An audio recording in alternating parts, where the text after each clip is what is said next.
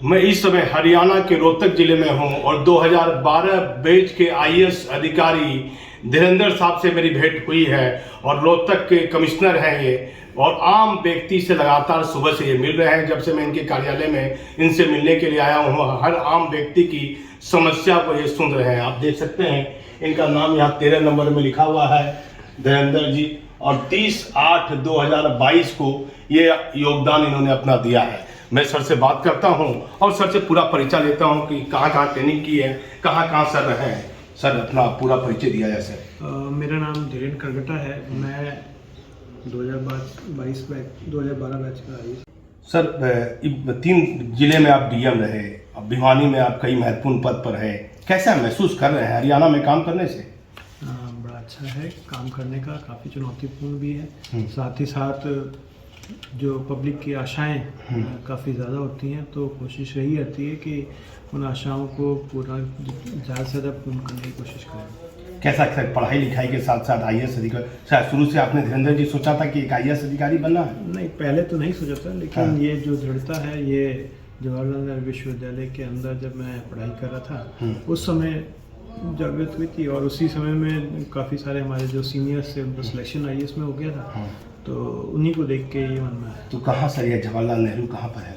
जवाहरलाल नेहरू विश्वविद्यालय जो दिल्ली के अंदर स्थित है, और ये भारत का मतलब कह सके तो एकमात्र ऐसा विद्यालय है जहाँ पर गरीब भी शिक्षा ग्रहण कर सकता है और उच्च शिक्षा, अच्छे क्वालिटी की उच्च शिक्षा ग्रहण कर सकता है, और इंडिया का नंबर 1 यूनिवर्सिटीज़ के अंदर नंबर 1 आता है विश्वविद्यालय।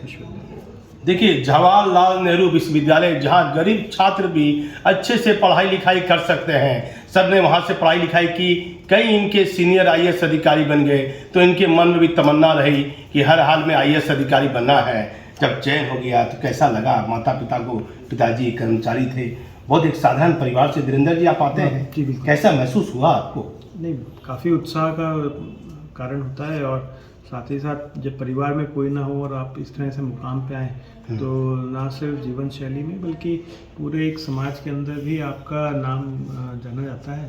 तो ये ना सिर्फ माता पिता की बल्कि पूरे खानदान के लिए भी एक बड़ा ही गर्व का महसूस था। पिताजी का क्या पूरा नाम सर? सुरेंद्र पी खड़गटा। और माँ का सर? गीता वर्मा। कैसा खुश हुई माँ तब बड़ा भावुक हो गई होगी जब ज्वाइन योगदान आप दिए होंगे, खुशी का माहौल हुआ? और बिल्कुल ये एक ऐसा समय होता है जिसमें सभी लोग भावुक होते हैं और मन में काफ़ी उमंगें होती हैं। मैं सर से पूछता हूँ, सर कहाँ के आप मूलतः रहने वाले हैं? मैं बेसिकली मूलतः राजस्थान प्रदेश का हूँ और जयपुर से संबंधित हूँ। क्या लगा नौकरी जब शुरुआत की तो पिताजी क्या चाहते थे, क्या बनाना चाहते थे? बड़ी संघर्ष से पिताजी ने पढ़ाया होगा आपको, एक साधारण फैमिली से आप आते हैं, कैसा महसूस करते थे? आप पढ़ने के लिए जाते थे?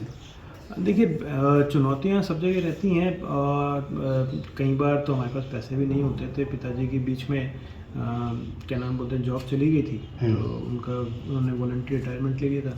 तो उसके बाद अपनी जितनी भी शिक्षा का खर्च है, मैंने 12वीं के बाद अपना खुद ही नहीं उठाया था, और जब मैं एमए में गया तो वहाँ पर स्कॉलरशिप मिलती थी, तो कुछ घर का खर्चा उठाते थे, कुछ अपना खुद का खर्चा उठाते थे।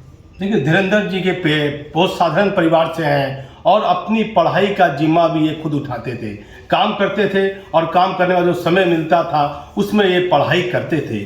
किन किन कोई दोस्त होंगे जिन्होंने आपको बड़ी सहयोग किया होगा, बड़ी यादगार दोस्त होंगे जो जीवन में हमेशा आपको याद रहेंगे, जिनके साथ पढ़ाई लिखाई आपने की होगी? सर बहुत सारे दोस्त हैं, जो कि खासकर एक मेरा मित्र है प्रदीप नाम से, वो भी अभी यूपी के अंदर कोऑपरेटिव सोसाइटी के अंदर है, कोऑपरेटिव रजिस्ट्रार है, और मेरा परम मित्र है। साथ ही साथ सुदर्शन नाम से एक मेरा एक और परम मित्र है, वो निवेली लिग्नाइट कॉर्पोरेशन के अंदर काम कर रहा है, वो बीकानेर में है। तो कैसा सहयोग मिलता रहा प्रदीप जी का? इनका दोनों का बहुत हमेशा सहयोग मिलता रहा। हम सुख दर्द के साथी हैं, अभी भी हम संबंधित हैं और अभी भी हम मिलते रहते हैं। क्या लग रहा है 3 महीना यहाँ से कार्यकाल आया, योगदान देने आपको हुआ, जैसा वह तारीख लिख रहा है 30/8/2022, तब से आप योगदान दिए हैं। मैं देख रहा हूँ कि आपसे आम लोग मिल रहे हैं रोहतक जिला के, कैसा यहाँ क्या समस्या है नगर निगम को लेकर?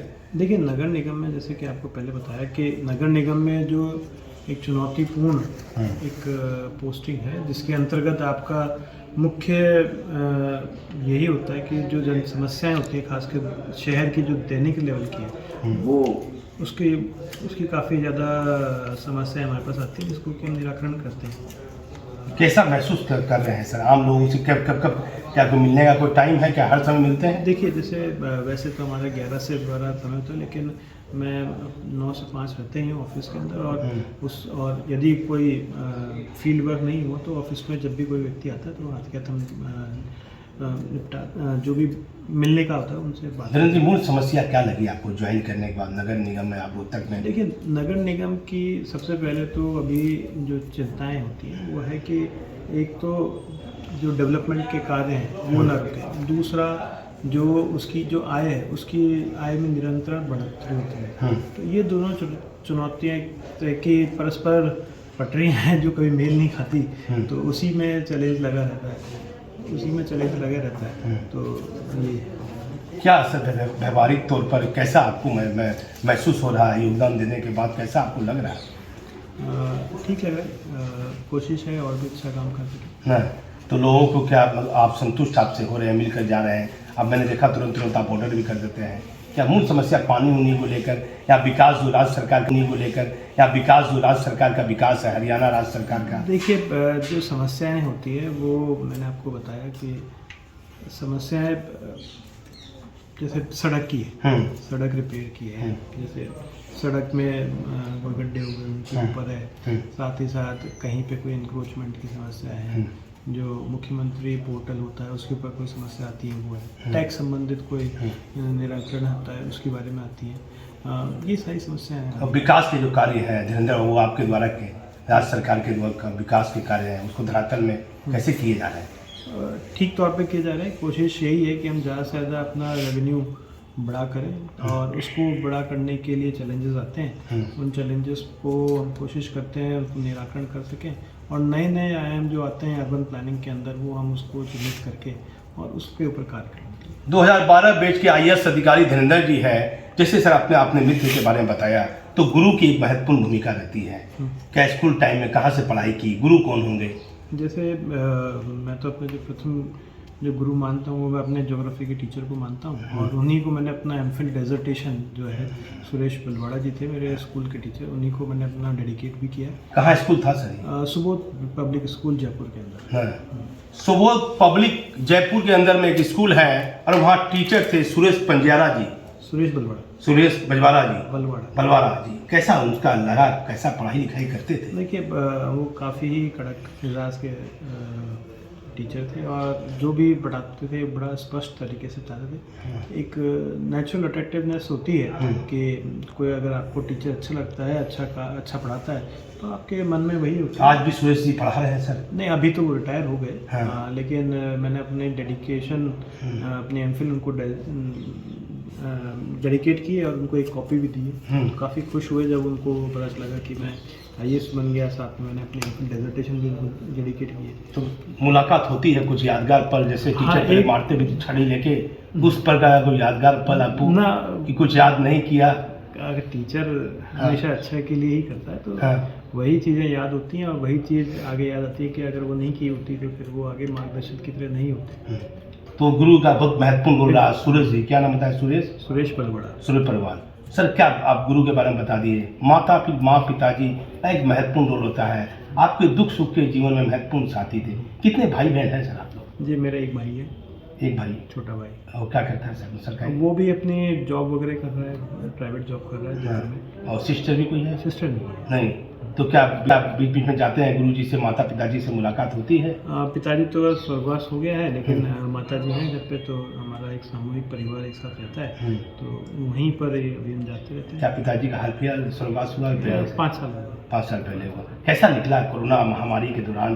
कोरोना का जब वायरस फैला हुआ था तो कहाँ पोस्टिंग थी आपकी? मेरी नूंह जिले में थी, मेवात के अंदर पोस्टिंग थी मेरी, और उस समय काफ़ी बुरी हालत थी, क्योंकि जो समस्याएं लोगों में कोरोना बहुत ज़्यादा फैल रहा था और काफ़ी कम बेड होते हैं, क्योंकि एकदम से जितनी संख्या में बेड थे उससे ज़्यादा मरीज़ थे, तो उनका लेके चैलेंजेस था, उनको हेल्थ फैसिलिटी देने का चैलेंज था, ये सारी चीज़ें थी। किस जिले में तैनात थे सर डीएम के पद पर? मेवात। मेवात यहाँ से कितना दूर पड़ता है? यहाँ से गुड़गांव से पास में पड़ता है। गुड़गांव से कितना दिन रहे मेवात में डीएम से? मेवात में मैं 9 महीने रहा था, 9 महीने रहा। तो कोरोना काल के समय आप रहे, हाँ। क्या देखा आपने? लोगों को खाना वाना भोजन वोजन भी करवाए? जी, पूरी व्यवस्था जो है, क्योंकि लोगों का पलायन हो रहा था तो उस समय वो भी देखा था, साथ ही साथ जो महामारी था उसके बारे में, जो ऑक्सीजन की सिलेंडर की कमी थी उसकी व्यवस्था देखने के बारे में, ये सारा हमने इसमें कार्य किया। देखिए, कोरोना महामारी के समय मेवात में सर डीएम थे 9 महीने करीब, और किस तरह आम लोगों को गैस से जो है ऑक्सीजन सिलेंडर उपलब्ध कराया और भोजन करवाया सर ने। उसके बाद मेवात के बाद कहाँ पोस्टिंग हुई धीरेन्द्र? मेवात के बाद मैं म्यूनसिपल कमिश्नर अम्बाला था। हाँ। और फिर उसके बाद मैं यहाँ पर अम्बाला में कब तक रहे सर? अम्बाला में मैं 8 महीने रहा था। उसके बाद मैं डायरेक्टर पंचायत चला गया था। हाँ। अम्बाला में क्या समस्या आपको लगा नगर निगम में? जैसे यहाँ समस्या है वैसे ही वहीं समस्या है। हाँ। नगर निगम में लगभग जो समस्याएं हैं सेम ही है, ज़्यादा होती नहीं है। वही है कि जो मूलभूत सेवाएं हैं उनके बारे में डिमांड्स काफ़ी आती हैं। आपके पास एक लिमिटेड पैसा होता है, उसको खर्च करना होता है और अपना इनकम सोर्स बढ़ाना होता है, तो वही। अम्बाला के बाद कहाँ बदली हुई sir? Director panchayat. Director panchayat कहाँ? चंडीगढ़। चंडीगढ़। तो कैसा लगा चंडीगढ़? चंडीगढ़ अच्छी जगह है, और डायरेक्टर में आप पूरा प्रदेश संभालते हैं, और पूरा प्रदेश के अंदर जो पंचायतें थी वो हमारे अंदर थी, तो उसमें कई सारे नए नए आयाम थे, नई नई टेक्नोलॉजीज़ जो गाँव के अंदर जो सरकार के द्वारा स्वच्छता मिशन चालू किया गया उसके ऊपर था। बहुत सारी जो हमारे जो तालाब थे उनका नवीनीकरण के ऊपर प्रदेश सरकार ने जोर दे रखा था। प्रधानमंत्री जी ने भी 75 तालाब हर जिले के अंदर तैयार करने का भी एक टारगेट दे रखा था। तो हमारे जो तालाब थे उनका नवीनीकरण के ऊपर प्रदेश सरकार ने जोर दे रखा था। प्रधानमंत्री जी ने भी 75 तालाब हर जिले के अंदर तैयार करने का भी एक टारगेट दे रखा था, तो वो भी एक हमारे पास चैलेंज था कि उसको कैसे तैयार करना। कितना दिन रहे पंचायत में वहाँ? पंचायत में 5-6 महीने रहा था, और उसके बाद फिर यहाँ पर ट्रांसफर। पंचायत कैसा लगा वहाँ? पानी उनी का स्वच्छता अभियान था, कैसा लगा? देखिए, हमारे यहाँ पंचायतों के अंदर जो स्वच्छता अभियान पे जोर दिया गया था, साथ ही साथ पानी और तालाब के अंदर जो नवीनीकरण उस पर जोर दिया, तो उस पर काफ़ी ज़्यादा एम्फेसिस था, और उसी पे हमने कार्य किया। देखिए, मैं धीरेन्द्र जी से अंतिम बार उनका नाम ले लेता हूँ और पूरा परिचय पूछ लेता हूँ। सर, अपना नाम, पूरा परिचय बता दीजिए। मेरा नाम धीरेन्द्र खंडटा है। मैं 2012 बैच का IAS अधिकारी हूँ। वर्तमान में मैं म्यूनसिपल कमिश्नर रोहतक हूँ, और मैं रहने वाला राजस्थान में जयपुर ज़िले का हूँ, और मैंने अपनी जो पढ़ाई है वो जयपुर से और दिल्ली से की है। आप देखिए, 2012 बैच के IAS धीरेन्द्र खटखटा जी का पूरा इंटरव्यू आप हमारे चैनल पर देखते रहिए, और भी मैं कोशिश करूंगा कि बिहार से बाहर, हरियाणा, जयपुर, अन्य राज्यों में जाकर आपको IAS और IPS अधिकारी का इंटरव्यू मेरे चैनल के माध्यम से दिखाता रहूं। मैं इस समय रोहतक से दीपक नौरंगी।